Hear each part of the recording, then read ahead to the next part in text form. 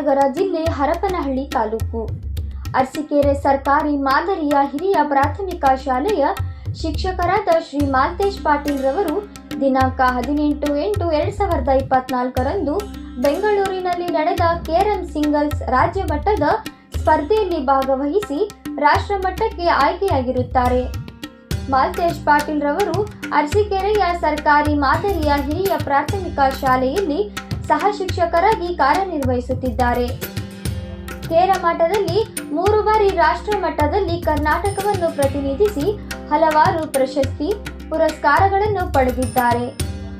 ಇವರಿಗೆ ಶಾಲೆಯ ಗುರು ವೃಂದದವರು, ಸ್ನೇಹಿತರ ಬಳಗ, ತಾಲೂಕು ನೌಕರರ ಸಂಘ ಹಾಗೂ ಪ್ರಗತಿಪರ ಶಿಕ್ಷಕರ ವೇದಿಕೆಯಿಂದ ಅಭಿನಂದನೆಗಳನ್ನು ಸಲ್ಲಿಸಲಾಯಿತು. ಹಾಗೆಯೇ ರಾಷ್ಟ್ರ ಮಟ್ಟದಲ್ಲಿ ಭಾಗವಹಿಸಿ ನಮ್ಮ ಹರಪನಹಳ್ಳಿ ತಾಲೂಕಿಗೆ ಕೀರ್ತಿ ತಂದು ಕೊಡಲಿ ಎಂದು ಆಶಿಸಿರುತ್ತಾರೆ. ಇಂದು ಮಾಲ್ತೇಶ್ ಪಾಟೀಲ್ ರವರನ್ನು ಅವರ ಶಾಲೆಯಲ್ಲಿ ಅಂದರೆ ಅರಸೀಕೆರೆಯ ಸರ್ಕಾರಿ ಮಾದರಿಯ ಹಿರಿಯ ಪ್ರಾಥಮಿಕ ಶಾಲೆಯಲ್ಲಿ ಸನ್ಮಾನ ಮಾಡಿ ಗೌರವಿಸಲಾಯಿತು. ಈ ಸಂದರ್ಭದಲ್ಲಿ ಮುಖ್ಯ ಗುರುಗಳಾದ ಹಾಲಪ್ಪ, ಸಹ ಶಿಕ್ಷಕರಾದ ವಿಜಯ್ ಕುಮಾರ್, ಚೇತನಾ, ತಹಸೀನಾ ಬೇಗಂ, ಪವನಕುಮಾರಿ, ಸುನಂದ, ರೇಖಾ ಹಾಗೂ ಕೆ ಮಹೇಶ್ ಇದ್ದರು.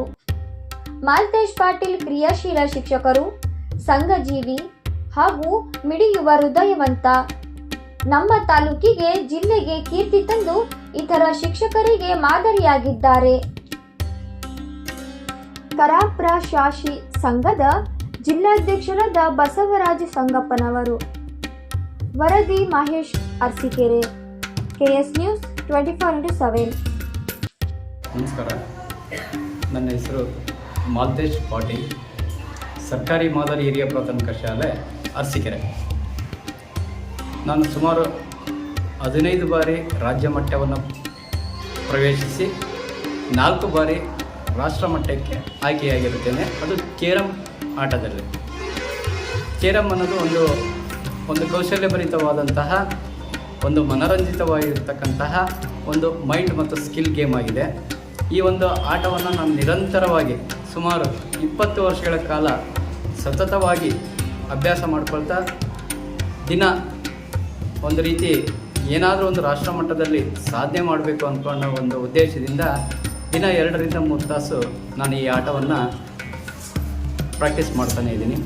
ಈ ಒಂದು ಇದರಿಂದ ಸುಮಾರು 15 ಬಾರಿ ರಾಜ್ಯ ಮಟ್ಟ ಪ್ರವೇಶ ಮಾಡಿರೋದರಿಂದ 4 ಬಾರಿ ರಾಷ್ಟ್ರ ಮಟ್ಟಕ್ಕೆ ಆಯ್ಕೆಯಾಗಿ ಈ ಹಿಂದೆ ದೆಹಲಿ, ತ್ರಿಪುರಾ ಹಾಗೂ ಪಾಟ್ನಾದಲ್ಲಿ ನಡೆದಂಥ ರಾಷ್ಟ್ರ ಮಟ್ಟದಲ್ಲಿ ರಾಜ್ಯ ತಂಡವನ್ನು ಮುನ್ನಡೆಸಿ ರಾಜ್ಯಕ್ಕೆ ಹಾಗೂ ನಮ್ಮ ಜಿಲ್ಲೆಗೆ ಹಾಗೂ ನಮ್ಮ ತಾಲೂಕಿಗೆ ಹಾಗೂ ನಮ್ಮ ಗ್ರಾಮಕ್ಕೆ ನನ್ನದೇ ಆದಂಥ ಒಂದು ಅಳಿದ ಸೇವೆಯನ್ನು ಮತ್ತು ಒಂದು ಕೀರ್ತಿಯನ್ನು ತಂದಿರುತ್ತೇನೆ.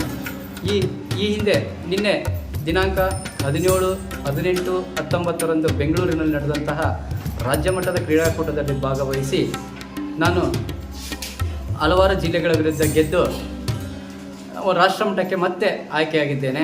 ಅದಕ್ಕೆಲ್ಲ ಕಾರಣೀಕರ್ತರು ನಮ್ಮ ಶಾಲೆಯ ಮುಖ್ಯ ಗುರುಗಳು, ಶಾಲೆಯ ಸಿಬ್ಬಂದಿ ವರ್ಗ, ಊರಿನ ಗಣ್ಯರು ಹಾಗೂ ಊರಿನ ಯುವ ಮುಖಂಡರಾಗಿರ್ತಕ್ಕಂಥ ಅಣ್ಣಪ್ಪನವರು ಭಾಳ ಸಹಕಾರವನ್ನು ನೀಡಿದ್ದರು. ಅವರ ಒಂದು ಸಹಕಾರದಿಂದ, ಅದೇ ರೀತಿ ಅವರ ತಂದೆಯವರಾಗಿರ್ತಕ್ಕಂತಹ ಮಾಜಿ ಸಂಸದರು ಬಳ್ಳಾರಿ ಜಿಲ್ಲೆಯ ದೇವೇಂದ್ರಪ್ಪನವರು ಸಹಿತ ಅವರು ನಮಗೆ ಸಾಕಷ್ಟು ಮಾರ್ಗದರ್ಶನವನ್ನು ನೀಡಿ ದೆಹಲಿಯಲ್ಲಿ ನಡೆದಂಥ ರಾಷ್ಟ್ರಮಟ್ಟದ ಕ್ರೀಡಾಕೂಟದಲ್ಲಿ ತಮ್ಮ ಒಂದು MP ಯ ಕೋಟದಲ್ಲಿ ಸಂಸದರ ಒಂದು ವಾಸ್ತವ್ಯ ತಾಣ ಮೀನ್ಸ್ ಅವರಿಗೆ ಕೊಟ್ಟಿರ್ತಕ್ಕಂಥ MP ಯ ಒಂದು ನಿವಾಸ, MP ನಿವಾಸವನ್ನೇ ನಮಗೆ ಬಿಟ್ಟುಕೊಟ್ಟಿದ್ದರು.